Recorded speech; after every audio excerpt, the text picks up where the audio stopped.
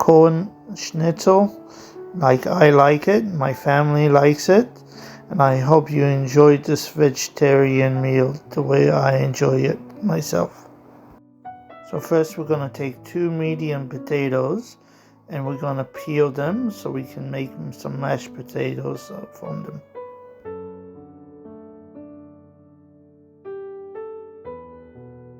Now that I peeled the potatoes, I'm just going to put it in my water rice cooker and I'm just going to cover it to the top of the potatoes till they get mushy and easy to just make mashed potatoes.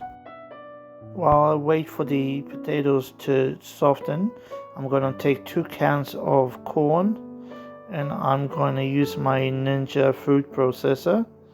And all I want to do is put in the processor and pulsate it, not to make it mushy, but to just cut up the corn so it'll be easier to put it all together once I'm done. Now in a bowl I'm going to put some corn, some 1/4 of flour as well, and some garlic powder. Just 1 spoon of garlic powder, some onion powder as well. It doesn't come out very well, unfortunately, so we will have to try to open it so we can put it in there.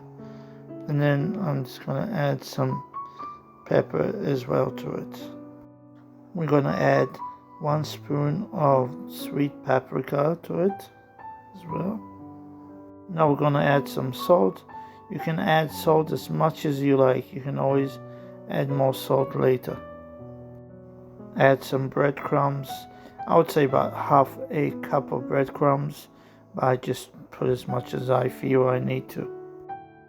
Then I'm adding some shredded mozzarella, and there isn't a specific amount. Just spread it out just according to what you like it to be.